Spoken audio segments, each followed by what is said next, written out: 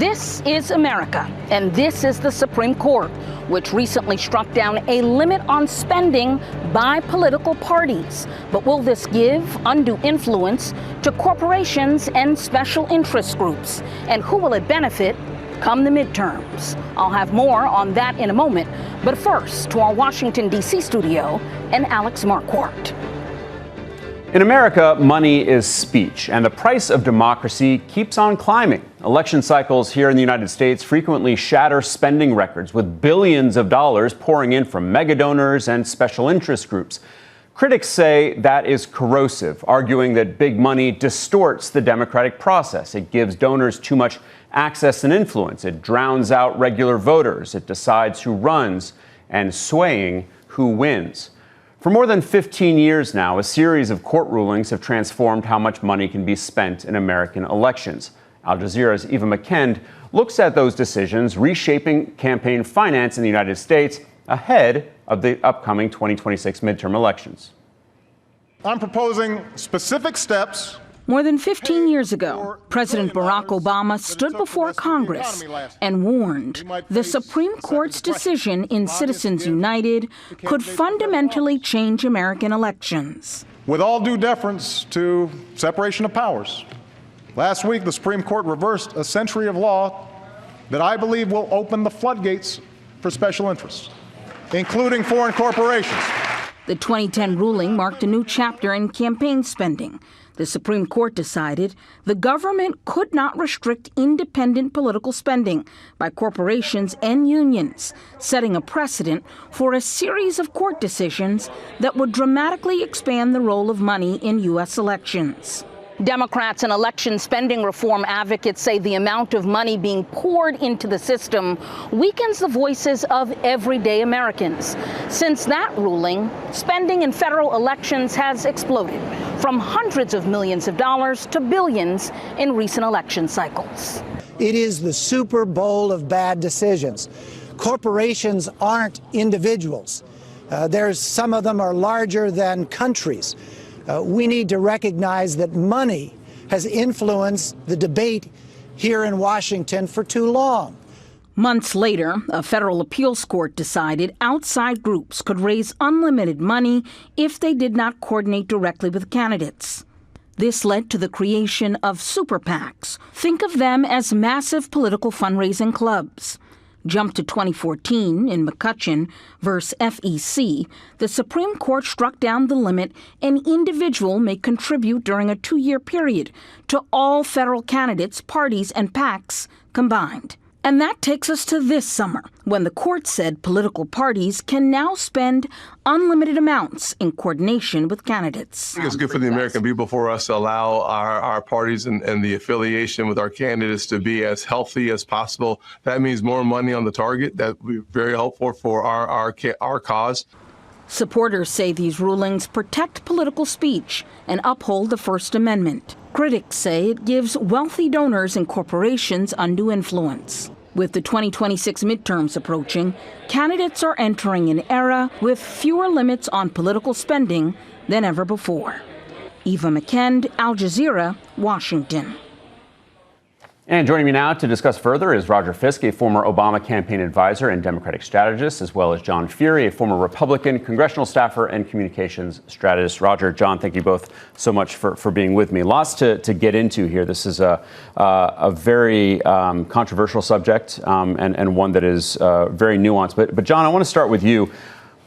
Why does the Republican Party see these extraordinary amounts of money in politics as corrosive, as not diluting voters' voices, when you do have so many Republican voters who do? Yeah, I mean, this is the real issue here is, from the Republican perspective, is how do you really build up the political parties? I mean, what happened post McCain-Feingold was really a destruction of the political parties. And you have all these outside influences now, all these outside campaigns. And because of Citizens United, billionaires can basically fund candidates. I do think that there is a political imperative here to show that you are being responsive to the voters, and all this money makes it very difficult. And the biggest problem with all the money is no one knows where the money's coming from. I think there's a real issue of transparency here, where you have these super PACs that rise up and no one knows who's giving to them, no one knows what the functions are, and this is on both the Republican and Democratic side. It's a real problem. I think that at least is cynicism for the voters. But generally speaking, would you agree that the Republican National Party is more in favor of more of this outside money and fewer limits than the Democratic Party is? I think what the Republican Party for is getting rid of the limits so you can strengthen the political parties. I think that what they've seen over the years is the political parties have been diminished and outside forces on both sides. The idea that you have to be consistent here with the Constitution, and there's always been a push and pull with politicians saying we got to end this money in politics, and the Supreme Court throughout our history saying, well, you have to value the First Amendment. And that's the real issue that was decided here, is the First Amendment said you have to allow get rid of these limits because people have a right to participate in the elections. And this is more consistent with the First Amendment. When I hear you say strengthen political parties, I am hearing that First Amendment argument from the Supreme Court that loosening these restrictions, Roger, allows greater voices to be heard. Do you not agree with that free speech argument? Actually, I agree with quite a bit of what John just said. I don't agree that more money equals more voices. I think more money equals louder voices. Mm-hmm. And the sea change that we're seeing right now, and this is not necessarily about the most recent Supreme Court decision, but over the last 25 years of this playing out, John references McCain-Feingold, for example, even the people that wanted no limits at least would emphasize, but still disclosure. Mm-hmm. That was quite common in even a libertarian kind of position. But now the idea that we're going to go unlimited money and no disclosure, because you can listen to the president and his concerns about our elections, you can listen to Public Citizen or any number of progressive groups. It doesn't take anyone older than a 4-year-old to see what unlimited, undisclosed money from anywhere in the world can do in our elections. So no, I don't see it as a speech issue. I see it as a quality control issue. I do think there should be limits, but I think that the highest premium needs to, if nothing else, be put on disclosure so that we know where this money is coming from. It's incredibly dangerous. As a Democrat, do you see this as a partisan issue? Because clearly there are plenty of wealthy Democrats and Democratic groups out there who would like to see their money speak loudly.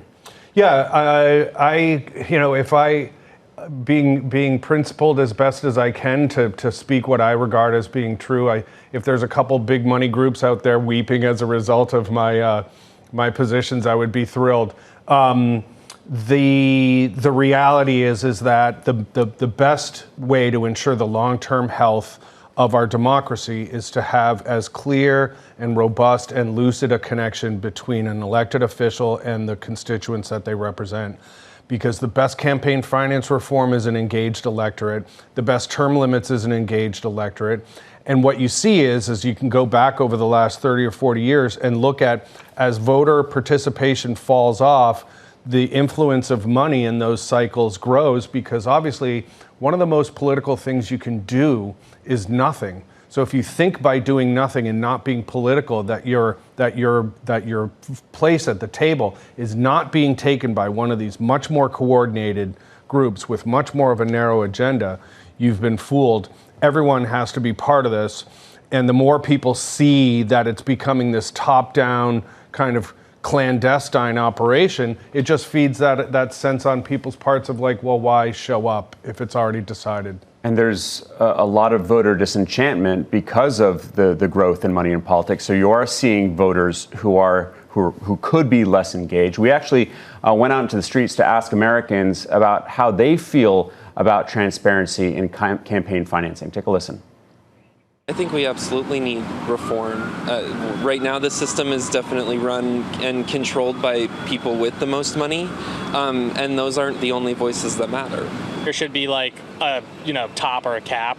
I don't know what like an actual number would be, but endless money for a lot of people usually gets kind of crazy. Who knows where it's all actually going? People who've built, some level of money and influence, they have the right to spend that money the way they want to, and, I think that's America. I think that a place to start is having government-funded campaigns where everybody has the same amount of money. And Citizens United was part of why our country is the way that it is right now. Like in sports, they have a cap. They don't allow teams to have more money and resources to be able to do things that others can't. It's not going to be fair. There should be transparency. Like, everyone should know how much is being spent. So, John, polling reflects what we heard from those voters there, in that there are large numbers, majorities in both parties, who are worried about the amount of money being spent in politics, who say that money buys much more influence, who are worried about the transparency, as we just heard. So that seems to be pretty clear across the board. And yet, why do you think spending in politics is just getting easier? Well, first of all, because of the Supreme Court decisions on free speech. Obviously, there's been a variety of them that have basically said that all these limits that were put on post-Watergate are not legitimate.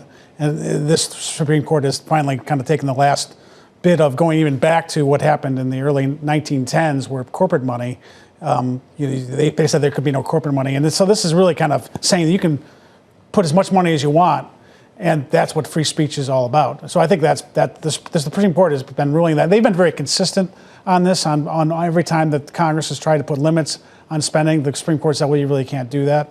That being said, I feel their pain. I'm with them. And as a lobbyist, I can tell you, I am for direct limits on lobbyists given campaign money.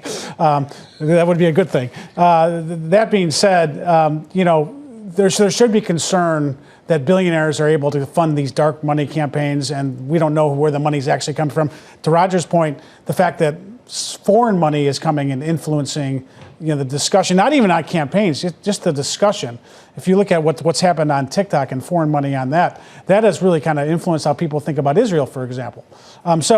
There's a lot. It's a complex thing. The number one thing that what the Supreme Court found, though, which I think is a positive thing, is going to strengthen the political parties, because the political parties have been strongly diminished, and it's the political parties that really kind of can build consensus on policy, and kind of, people want to get rid of political parties, but political parties are the glue that kind of hold our democracy together. Without them, we'd be in big trouble. But in this latest Supreme Court ruling, it was the RNC, it was the Republican Party that brought this lawsuit. So, Roger, why do you see a disparity between what the party is arguing, what is happening in the Supreme Court, with what's happening, or what the voters on the street are thinking?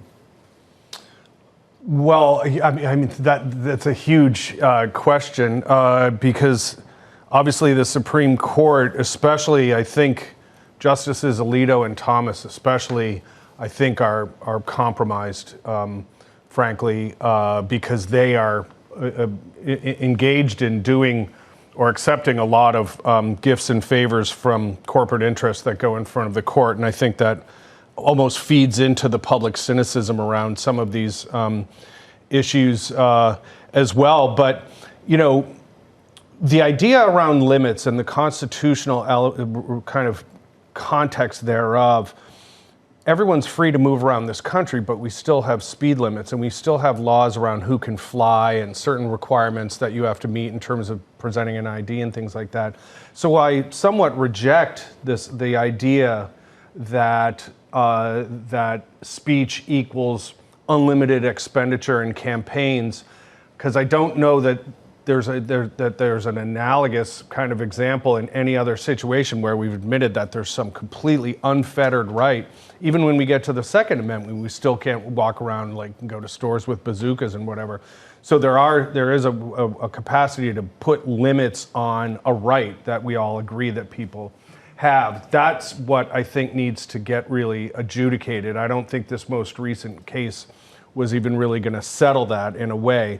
But I do think it's ultimately unsustainable, because it's all just a question of the shoe being on the other foot. Because, for example, with the current president's concerns about our elections, say the midterms go the way that some people are speculating around the Dems taking the House, then some people can turn back and say, well, there was this horrible Supreme Court decision. So you can see, and given how it plays out, or given what a particular circumstance is, that Republicans and or Democrats could point to this decision as being one of the reasons why they won or lost this fall.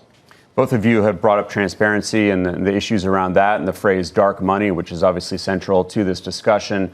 It is becoming increasingly difficult to follow the money, as we say, in politics, with contributions from undisclosed sources or this so-called dark money, as it's known. It is surging since the Supreme Court's 2010 decision that is known as Citizens United. Back in 2016, dark money groups spent about $181 million in political campaigns during the federal election cycle. That's according to the Brennan Center for Justice. 4 years later, it was nearly 15 times that, with $1 billion in dark money contributions. In the most recent federal election cycle, dark money spending reached more than $1.9 billion. So, John, you have said that the answer is not limits, it is transparency. Voters should know who is paying. I think we can all agree on that. But that dark money concept persists precisely to hide that. So does that mean that you would support every donor being named, lists of all contributors out there? I would. I think that you have to, the voters need informed, they need to be informed who's spending what money on what. And I think when you have these cynical campaigns that are done on TV where no one knows who's funding them, it becomes a real problem for the voters because they don't know where this is coming. I think many voters kind of just tune out a lot of these campaign commercials because they think it's, they've distrusted the system so much. But, I do think that I try to find out, I do some investigations on who's funding these campaigns, and it's hard to know where the real money is coming from. And it would be nice to have a tracker that could tell you, okay, this group is supporting this, and this is who the billionaire who's funding this group, and this is what they want. I think the voters are owed that. Now, some people, free speech absolutists, will say that you should have the right to be quiet in how you spend your money, and you shouldn't be exposed for backing someone. But I think if you're spending a certain amount of money, people should know why you're spending that money and what's at stake. I think the voters deserve that. There was an example that I was reading about the other day in North Carolina, which is a purple state. It's a swing state. There's a Senate race down there in the fall. Roy Cooper, the former Democratic governor, is running against Michael Whatley, the Republican nominee, and Whatley is trailing. And according to Politico, Whatley's campaign has been urging the national RNC, the National Republican Party, to give them, quote, a massive infusion of cash. So is that really about free speech, John, or isn't that just an admission that money could help change the tide of that election? Well, having money in a campaign is better than not having money. And if you were looking for help from your national, and the reason why the national party doesn't really necessarily want to give him money is because they're not sure if he's going to win. I mean, you don't necessarily win because of money, but without money, you're not going to win. And so, I think Whatley asking for money from the national party is totally appropriate. And someone who was a former RNC chairman who raised a lot of money for RNC, he probably thinks he deserves some of it.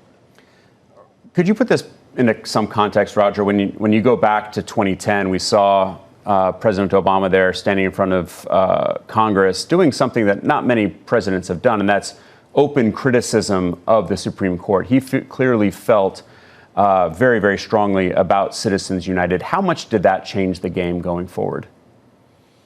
I mean, I think it's a mile marker in that it's unusual for a president to have done that. But, when John mentioned McCain-Feingold, that was the first time I had heard anyone reference that legislation in a while, right? So 2010 is, long in our rear view mirror right now.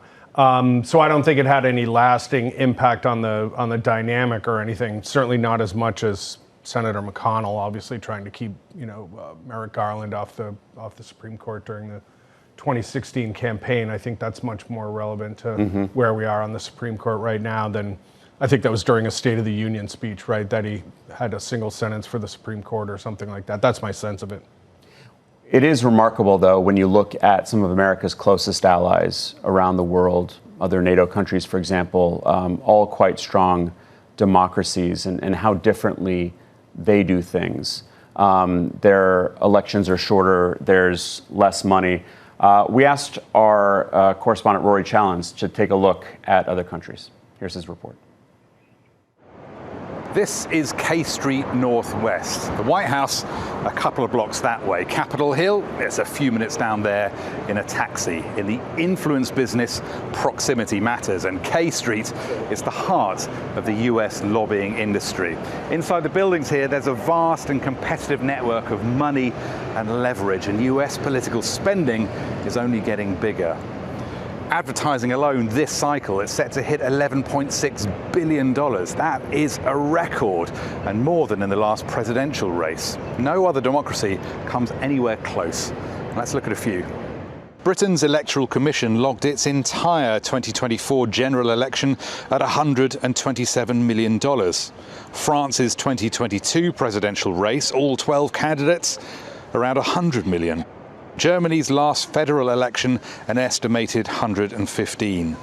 So why is this country so far out on its own? Well, because it chooses to be. In much of Europe, party spending is capped, whereas here the Supreme Court has just scrapped limits on how much parties can spend alongside their candidates. In many countries, parties can't buy TV or radio ads at all. Any airtime is handed to them. In the US, the airwaves are a battlefield. In France and Germany, the state helps bankroll the parties. In the US, it's private cash, much of it corporate. So does that mean money's not a problem in other democracies? Of course it is. In Britain, Reform leader Nigel Farage is under investigation for financial gifts that he's accused of failing to declare. In France, former President Nicolas Sarkozy was convicted of illegally overspending in 2012. Nowhere's clean, but nowhere else spends quite like America. Rory Challens, Al Jazeera, Washington, D.C. So, John, do you think that allowing all this money in our politics makes us a stronger democracy than some of those countries, Canada, UK, France? I actually do. And I also think we have a First Amendment, and they don't have a First Amendment. And so I like the idea of free speech. I like the idea that, all these great political consultants like Roger here are getting paid well. And, I think that we have a vibrant democracy. The only thing I would say is people need to know where the money's coming from. I just would totally argue on behalf of more disclosure, because the more the voters know who's behind all these things, the better. Another thing I'm often struck by is just the length of the elections that we have. Essentially, we have a 2-year presidential race, which is kind of crazy when you compare it to a country like the UK. Roger, hypothetically, if you could remove all of that money from American politics, what do you think the impact would be? What would our elections look like?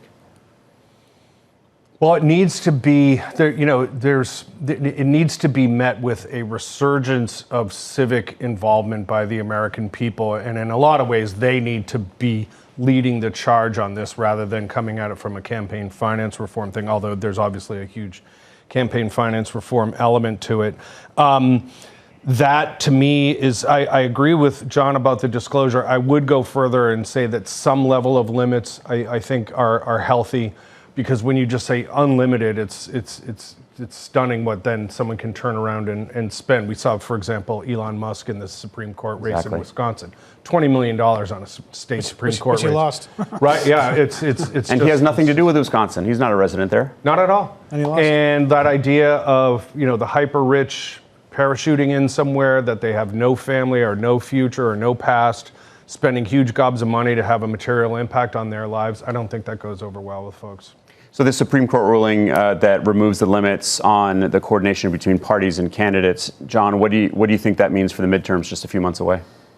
Not much. I mean, I think it's really going to be based on what the economy is. I mean, I don't think really the campaigns are going to dictate who wins or loses the elections. I think it's mostly about the facts on the ground, how people feel about President Trump and how people feel about the economy. I mean, yeah, the campaign commercials can move a couple points here and there. But if the dynamics are bad for the Republicans, they're going to get clobbered. And if they improve, then they're going to have a shot of winning. I just don't think that this really is going to change things. Roger, do you think it moves the needle at all? Not necessarily. I agree with John's analysis. I do think in some places, you mentioned North Carolina, for example, there are one or two situations where that can have more of an impact. But even in some situations like in California, where you could spend $25 million and still only penetrate 2% of the media market, there are some structural elements to, just capping the influence of money. But this is all about in order to form, right? We need the remedy to Supreme Court decisions that we don't agree with is better law, and I do think this has to be worked out in Congress ultimately. We just have a couple of moments left, but John, on balance, do you think after this Supreme Court ruling that voters' voices matter less than they did before? I think the voters' voices are still the most important thing. The most important thing for them, though, is to get out and vote. And I think if they get out and vote and we are both Republicans and Democrats are become populist parties. They're listening to the people. The question is, do the people know what the hell they're talking about? And I'm not sure if that's the case. But the fact is that voters are very attuned to what politicians are very attuned to what the voters want, and they're trying to deliver it for them. I'm just not sure if they know how to do that. Roger, got 15 seconds. What do you think? I think the best answer to all of this is an engaged electorate, and that will result in better public officials, that'll result in better public policies and better communities. All right, Roger Fisk, John Fury, thank you both very much for your time and your thoughts. Appreciate it. And that's all from here in Washington. I'm Alex Marquardt, heading back to Al Jazeera's global headquarters in Doha. Thank you so much for joining us.